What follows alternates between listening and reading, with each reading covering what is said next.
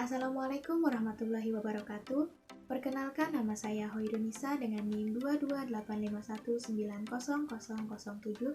mahasiswi semester 4 jurusan Bimbingan dan Konseling Universitas Sultan Ageng Tirtayasa. Pada kesempatan kali ini, saya akan mendemonstrasikan tata cara pelaksanaan observasi dalam bimbingan dan konseling. Teknik asesmen dalam bimbingan dan konseling terdiri atas teknik tes dan teknik non-tes. Teknik tes terdiri atas tes kecerdasan, tes bakat, tes minat, dan tes kepribadian. Sedangkan teknik non-tes terdiri atas observasi, angket, wawancara, autobiografi, sosiometri, inventory tugas perkembangan, dan daftar cek mas. Nah, pada kesempatan kali ini saya akan membahas salah satu teknik non-tes, yaitu observasi. Observasi adalah suatu teknik penilaian untuk mengumpulkan data tentang diri siswa yang dilakukan secara sistematis dan sengaja melalui proses pengamatan dan pencatatan terhadap gejala-gejala yang diselidiki. Raharjo dan Gurnanto tahun 2011 menyatakan bahwa observasi adalah kegiatan pengamatan secara indrawi yang direncanakan, sistematis, dan hasilnya dicatat serta dimaknai atau diinterpretasikan dalam rangka memperoleh pemahaman tentang objek yang diamati. Menurut Cartwright tahun 1984, teknik observasi adalah teknik merekam data tingkah laku individu melalui proses pengamatan oleh orang lain, baik secara langsung maupun tidak langsung dalam suatu kegiatan. Dari beberapa pendapat di atas dapat disimpulkan bahwa observasi atau pengamatan adalah suatu kegiatan mengamati perilaku siswa atau individu secara nampak dan hasilnya dicatat serta diinterpretasikan guna memperoleh pemahaman tentang objek yang diamati. Observasi biasa dikenal dengan proses pengamatan yang senantiasa melibatkan indera penglihatan atau mata, indera pendengaran atau telinga, dengan memperhatikan setting tempat tertentu, objek tertentu, serta waktu tertentu. Observasi atau pengamatan bermanfaat untuk memahami diri konseli serta berguna bagi penyusunan program bimbingan dan konseling ke depannya. Ada beberapa hal yang perlu diperhatikan ketika melakukan observasi.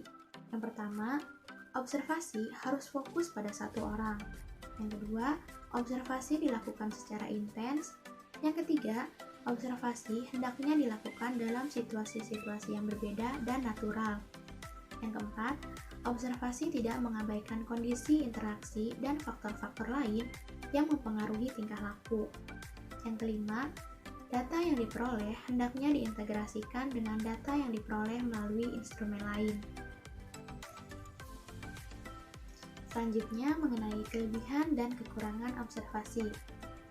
Kelebihan observasi yang pertama, kita mengamati atau observer mengamati tingkah laku siswa atau individu dalam kondisi yang wajar atau natural, tidak dibuat-buat. Yang kedua, subjek yang diobservasi tidak merasa dibebani beban tambahan.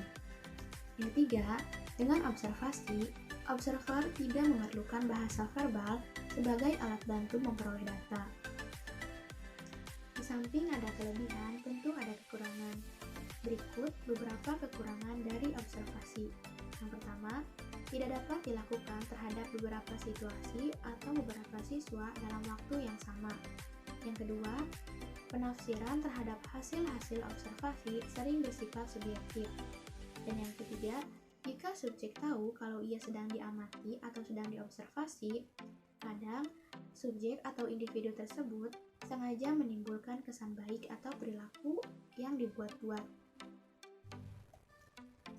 Teknik observasi perlu dilengkapi dengan instrumen observasi seperti daftar cek atau checklist, skala penilaian atau rating scale, catatan anekdot, dan alat-alat mekanik. Pada kesempatan kali ini, saya akan mencoba menjelaskan mengenai daftar cek. Daftar cek adalah alat rekam observasi memuat sebuah daftar pernyataan tentang aspek-aspek yang mungkin terdapat dalam sebuah situasi, tingkah laku, dan kegiatan pada individu atau konseli. Ada beberapa manfaat dari daftar cek untuk kepentingan pemahaman diri konseli. Yang pertama, mencatat kemunculan sejumlah tingkah laku secara sistematis.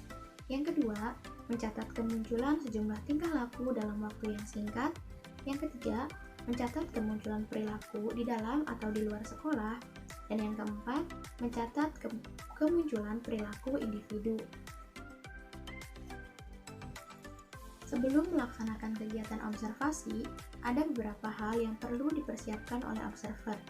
Yang pertama, penentuan topik. Dimulai dari menentukan topik yang relevan. Misalnya di sini saya mengambil contoh kebiasaan belajar seorang siswa di kelas ketika kegiatan belajar mengajar sedang berlangsung. Yang kedua, penentuan variabel. Variabel pertama di sini yaitu kebiasaan belajar seorang siswa di kelas, dan variabel yang kedua adalah kebiasaan siswa ketika kegiatan belajar mengajar berlangsung. Yang ketiga, penentuan indikator dengan dua kategori, yaitu yang pertama kategori ya sebagai petunjuk kemunculan sub-sub variabel atau pernyataan, dan yang kedua kategori tidak, merupakan ketidakmunculan sub-sub variabel yang mungkin atau diperkirakan terjadi pada kebiasaan perilaku subjek yang diobservasi. Yang keempat, penyusunan pernyataan atau item pernyataan dengan merumuskan pernyataan atau item sub-sub variabel sebagai pedoman aspek perilaku yang diobservasi, khususnya mengenai kebiasaan belajar seorang siswa di kelas ketika kegiatan belajar mengajar berlangsung. Nah, berikut ini merupakan contoh format daftar cek kebiasaan belajar seorang siswa di kelas ketika kegiatan belajar mengajar sedang berlangsung. Selanjutnya, tahap pelaksanaan pada observasi. Yang pertama, menyiapkan pedoman atau format daftar cek yang telah dibuat sebelumnya. Yang kedua, penentuan posisi observasi, yaitu di mana observer mengambil posisi yang tepat agar mudah mengamati perilaku atau tingkah laku individu yang sedang diobservasi dan tidak menimbulkan perhatian individu tersebut. Pada saat pelaksanaan ini diusahakan agar individu tersebut tidak menyadari jika dirinya sedang diobservasi. Selanjutnya, mencatat dan menandai perilaku individu atau subjek yang sedang diobservasi yang muncul pada format daftar cek. Sebelum melaksanakan observasi, jangan lupa untuk mengisi identitas dari individu yang akan diobservasi, seperti nama, kelas, dan lain sebagainya. Contoh item pernyataan yang pertama di sini yaitu berpindah-pindah tempat duduk. Jika item pernyataan ini sesuai dengan perilaku atau tingkah laku individu atau konseli yang sedang diobservasi ketika sedang melaksanakan kegiatan belajar mengajar di kelas, maka yang ditandai atau yang diceklis yaitu pada kolomnya. Selanjutnya, contoh item pernyataan yang kedua yaitu sering berjalan-jalan di dalam kelas. Jika item pernyataan ini tidak sesuai dengan perilaku atau tingkah laku siswa, maka yang ditandai atau diberi checklist yaitu pada kolom tidak. Begitu juga dengan item-item pernyataan yang lain hingga periode observasi selesai.